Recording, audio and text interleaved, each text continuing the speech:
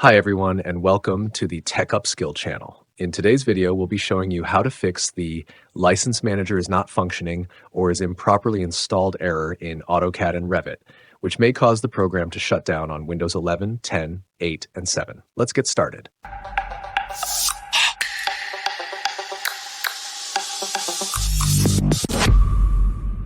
First, open the Start menu and type Services.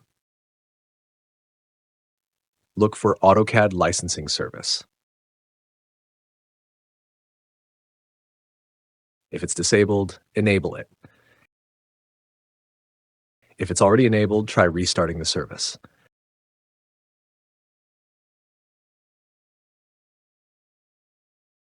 Once done, restart your PC. Hopefully, this will resolve the issue. If you found this video helpful, please give it a like to support us, and don't forget to subscribe.